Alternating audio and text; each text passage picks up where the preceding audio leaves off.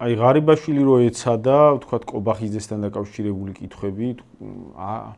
კითხვებზე, თქვათ რბილი პასუხები გაეცა, ისეთი პასუხები გაეცა, რომ თავი აერიდებინა. მან მაინც ხო გაჩნდა კითხვა, რამდენჯერმე გაუმეორეს, რატო არ გადაუხადე მადლობა კობახიძესაც და მადლობა ეთქვა, ხო?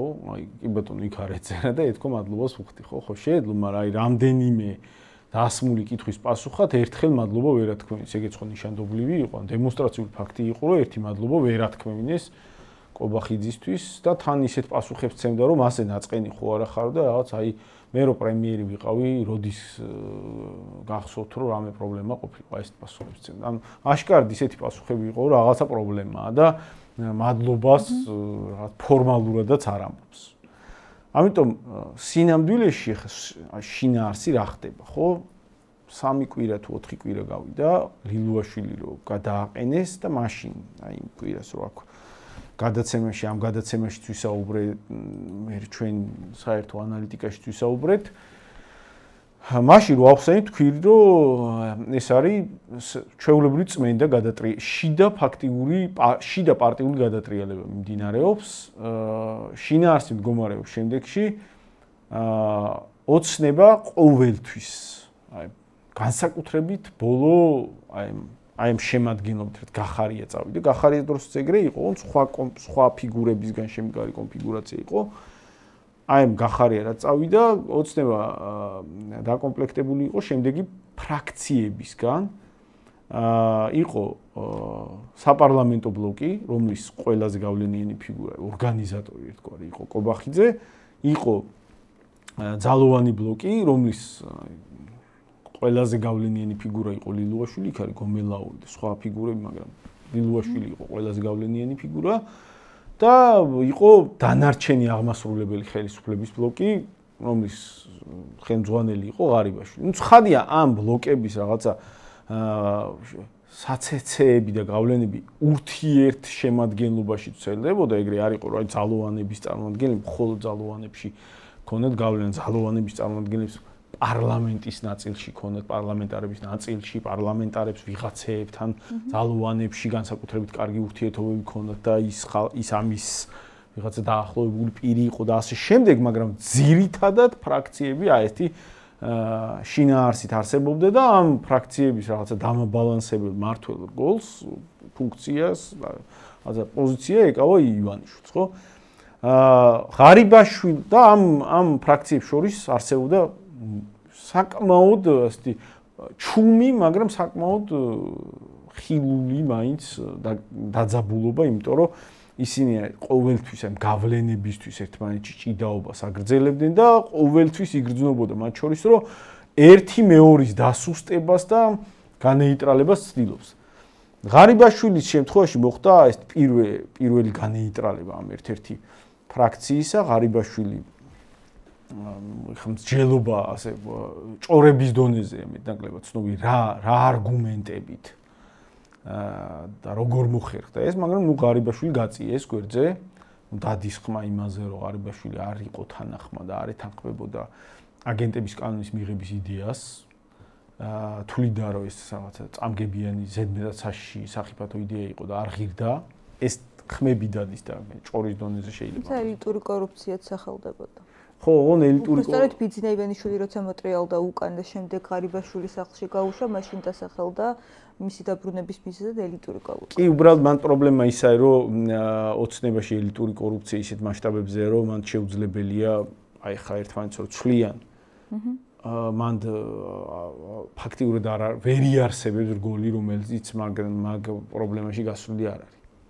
ანუ აი კალაძის ფლანგი არ არის გასული, აი ქალაქში ახალი ქალაქია შენდა და ყველა ხედავს, რომ რაღაცა კორპუსი რო შენდება, სამჯერ კოეფიციენტები იცვლება. ხო, ეხლა რა სისულელეა, ყველა ხვდება, რომ კორუფცია ის სიტყვა არ არის, რომელთაც ოცნებაში ერთმანეთს შეუძლიათ ფრაქციებს შეუტიონ. ამიტომ მე მგონია, რომ ეგ საერთოდ არასერიოზული არგუმენტი იყო, რომელიმე ერთი ფლანგის მიერ, მეორე ფლანგის მიმართ, მაქსიმუმ ეგ რაღაცის ერთი ფლანგი მეორეს ურცელებს შეიძლება მაგას გააპრაოს მისი ჩახსნა, მაგრამ ნუ ყველას გვესმის რომ ესეც მაგაში გასული. ანუ ყველაზე დამაჯერებლად რაც ჟღერდა იმ ხმებიდან რომლებიც გამოდიოდა და ეგ დამაჯერებლად მათ შორის იქიდან გამომდინარე ჟღერდა რომ ღარიბაშვილი რო გადააყენს რო ეკითხებოდნენ აი რაღაცა ძალოვან აქციებზე ოპოზიციის წინააღმდეგ ან ამ კანონებთან დაკავშირებით ღარიბაშვილი ისეთ პასუხებს სცემდა რომ ჩანდა რომ თლად არ მოსწონდა ეს გადაწყვეტილებები. ყოველ შემთხვევაში ღარიბაშვილის ჩახსნა მოახერხეს იქ რა ბოლომდე არ ვიცით რა არგუმენტებით, მაგრამ ფაქტია და ის ფლანგი ნუ განეიტრალდა, აი ბოლო 1 წლის განმავლობაში ღარიბაშვილი იკავებდა ფორმალური ფიგურის ადგილს იმისთვის რომ აი უბრალოდ გააგდეს და მანამდე გუშინ პოპულარული პრემიერი იყო და დღეს საერთოდ ყველგანიდან გააგდეს ძალიან დამაზიანებელი ქმედებაა და მოდი აი გაგდებულად არ გამოცხადე ცოტა ხანი აქ იყავი რომ ჩვენ რეიტინგზე არ დაგვარტყა და მასე იჯდა. ამის შემდეგ დარჩა ორი ფრაქცია, ობახიძე პრემიერ-მინისტრად გადაიყვანეს და აღმასრულებელი ხელისუფლებას და პარლამენტიც მას ამ ფრაქციის ხელში აღმოჩნდა და დარჩა იქით ძალოვანი ბლოკი და ლილუაშვილის გაშვებით აშკარა გახდა რომ ამ ძალოვან ბლოკსაც ხსნიან, იმიტომ რომ ლილუაშვილის გავლენის ფიგურა, რომელიც აი რა ვიცი, ობახიძეს არაფერს არ უთანხმობდა, მაგდონეზე გავლენიანი იყო და ივანიშვილს ექვემდებარებოდა მარტო. ან თუ ვინმე იყო მის ზემოთ იყო ივანიშვილი და მანამდე ღარიბაშვილის დროსაც ეგრე იყო.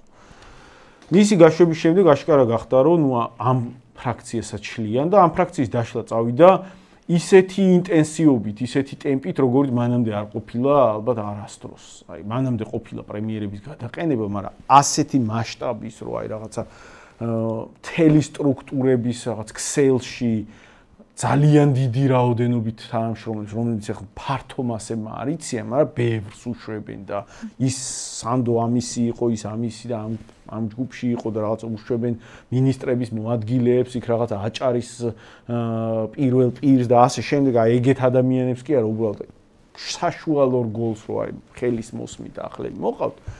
ეგ ნიშნავს, რომ მასიური გადახალისება მიმდინარეობს.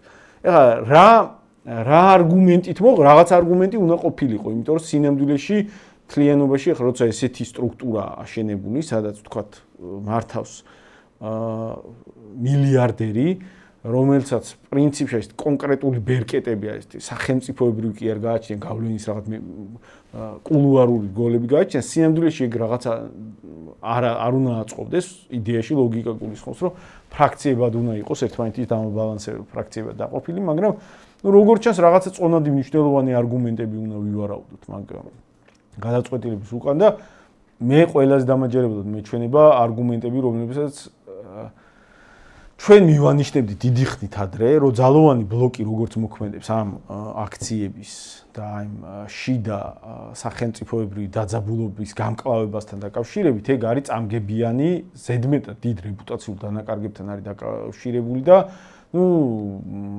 ამითი ოცნების მდგრადობაც უსტება და სახელმწიფოს მდგრადობაც უსტება. აი ეს ვიძახდით, რომ ეს თავპირის ლეწვები, რაღაც დემონსტრაციული ვიღაცებს ხელებს ზურგს უკან უკრავენ და პოლიციის კორდონს უკან ანუ უკვე დაკავებული ხალხის ცემის კადრები რო იდებოდა, ვიღაც არაფორმალური ჯგუფები რო ვიღაცებს სახლებში ხვდებოდნენ ან სადღაც ნიღბიანი პოლიციელები კი არა, ვიღაც გაურკვეველი ბანდიტები რო ვიღაცებს ცემდნენ. პრემიერ-მინისტრს ვიღაცა სასტუმროში ცემდა და აი ესეთი ქმედებები და აი აშკარად თავგასულობისკენ სვლა ამ ძალოვანი ბლოკის არა მხოლოდ კორუფციაში, არამედ ზოგადად გამომწვევი ქცევები, აგრესიული ქცევები ქვეყანაში ეგ დიდ პრობლემას შექმნიდა რეპუტაციულს და ნუ როგორც საერთაშორისო იზოლაციის კუთხით ისე შიგნით იმ შიშების გაჩენის კუთხით რომ რაღაც ავტორიტარიზმში ვიღვიძებ და ხალხო დავირაზმოთ ამის წინააღმდეგ თორე ისე გაუსაძლისი იქნება ეს არის მნიშვნელოვანი გამოწვევა როგორც ჩანს შიგნით ეგ მსჯელობები ასევე მიდიოდა იმიტომ რომ მახსოვს მაგალითად რაღაც არაფორმალური ნიღბიანების ჯგუფმა რომ თავპირი დაალეწეს ჟურნალისტს ვიღაცებს მაშინ რომ შეუვარდნენ მგონი ნაცების ოფისში რომ შევარდნენ ასე შემდეგ მდინარაძე და სხვა დეპუტატები გამოსულები რო იყვნენ და კითხვებზე პასუხობდნენ ესენი საკმაოდ უხერხულ მდგომარეობაში იყვნენ და ნუ ამათ პასუხებს ეტყობოდათ რომ ვიღაცამ რაღაც სისულელე გააკეთა და ნუ ეს სისულელე არ იყო გასაკეთებელი, ოღონდ ეხლა ნუ რაღაცა უნდა თქვას და არც იცოდე რა ეპასუხა. როგორც ჩანს ეს დისკუსიები შიგნით მიდიოდა და დამაჯერებელი არგუმენტი გამოდგა. დამაჯერებელი არგუმენტი ეგ რა შემთხვევაში შეიძლება გამოდგეს. მანდაც არის კითხვები იქიდან გამომდინარე, რომ კი ეხლა ძალუანებს მართლა ჩანდა რომ თავს გასდიოდათ. და აი ეს ძალუანების ბლოკის ეს ცვლილება რა ლოგიკა შეიძლება კარნახობდეს ამას კი გასაგებია უბრალოდ ჯერ კრიზისი გრძელდება. კრიზისი პოტენციურად შეიძლება მომავალშიც მოსალოდნელი იყოს, ანუ რაღაცა რამდენიმე თვე დარჩა არჩევნებამდე. და ძალუანების ბლოკს რო ცვლი, მან უნდა გესმოდეს ერთი რაღაცა. კი იმას შეიძლება თავს გაუვიდა, ოღონდ ის რომ მასზე გადაატყდა მთავარი დარტყმები და მას რომ мотиваცია იყო, რომ ამის მიუხედავად მაინც მედგრად ებრძოლა, ეგ თავისთავად ხო არ იყო? ეგ мотиваციას აი რომ გადავთარგმნოთ, რომ აღწეროთ, мотиваცია გამოიყურები შემდეგნაირად. ეს ქვეყანა, ჩემი საკუთრება, ჩემი შეპესეა, აი ეს ხალხი, მასა ეგრე არ იქონდა სტრუქტურის ოცნების სისტემის და აი ჩემ შეპესესთვის ვიჩხუბებ. და მე შეიძლება გარედან დამასანქცირონ, არა, ნუ მე კარგად ვიქნები. იმიტომ რომ შიგნით აი ეს მრავალ მილიარდიანი ბიუჯეტი ხო ჩემია. აი ეს რაღაც გენერალური გამარტივებული мотиваცია მასე გამოიყურება. ეხლა ეგრე რომ ვიღაცა მიფიქრა თავზე გადაატყდა ამას თელი დასავლური მაიდნის მცდელობების შემოტევები და ორ თვეში გაუშვეს სახში, ეგ უნდა გვესმოდეს რომ შემდეგ ვინც ამის მაგივრად ჩასვეს ის ორჯერ დაფიქრდება იგივე დარტყმები რომ მიიღოს. ამიტომ мотиваცია იმისა რომ აი მან რაღაცა რეპუტაციები შეილახა და მოდი გაუშვათ, ეგ мотиваცია გასაგებია, ოღონდ ის мотиваცია მანდ არსად არ მიდის, რომ ამას რო უშვებ, მეორე ხო აღარ იჩხუბებს ამის მაგივრად. ამიტომ მანდ რაღაცნაირად დაჟინებით იკვეთება შესაძლო ვერსია, რომ ხომ არ არის გადაწყვეტილი იზოლაციიდან გამოსვლის მცდელობებისთვის რაღაცა გზების ძიება და რეპუტაციის შელახული ნაწილის გაშვება იმ იმედით, რომ აღარ მოუწევთ დიდი კატაკლიზმების გადატანა. იმიტომ რომ შენ თუ დიდ კატაკლიზმებს კიდე ელი, არალოგიკურია ახლა ვიღაც ვინც მათ შორის მთელმა ოცნების შემადგენლობამ აქო და ადიდა, რომ აი ეს რაღაცა ძალოვანი მაღალჩინოსნები, რომლებიც არაფერს არ უშინდებიან, ნახეთ რა მაგრები არიან და ასე შემდეგ. ესენი გაუშვა ერთი ხელის მოსვლით, და მაიდანი ვინც გააჩერა და დანარჩენებს ეს мотиваცია მომავალ მათ შემცვლელებს დაუკარგვა. ამიტომ ნუ იკვეთება დაჟინებით ასეთი ვარაუდები, რომ ხომ არ აპირებენ რაღაცა მოლაპარაკებებს წასვლას, დიალოგზე წასვლას იმისთვის, რომ იზოლაციიდან გამოვიდნენ. აქ ხა ამას რო ხსნი, აქ იმას კი ვიძახი, რომ იზოლაციიდან გამოსვლას არ უნდა ეცადონ. მან უბრალოდ მთელი კითხვები იმაშია, მაგის სანაცვლოდ რაზე შეიძლება წავიდნენ. ანუ რა პირობებით მიდიან იზოლაციიდან გამოსვლისთვის და რაები შეიძლება დათმონ, იმიტომ რომ ჩვენ სამწუხაროდ ისეთი ხელისუფლების პირობებში ცხოვრობთ, რომელიც ყველანაირ იდეოლოგიურ შინაარს თმობდნენ გარე პარტნიორებთან ურთიერთობებისთვის და ნუ მაგ საფრთხეში ვცხოვრობთ, რომ შეიძლება იგივეზე წავიდნენ ეხლაც მით უმეტეს აი მიდის ლაპარაკი, რომ რაღაც ივანიშვილს ძალიან შეუცირდა ქონება გარე სანქციების საფუძველზე და ასე შემდეგ. არ ვიცით რაზე წავლენ და მთელი საფრთხე მაგაშია.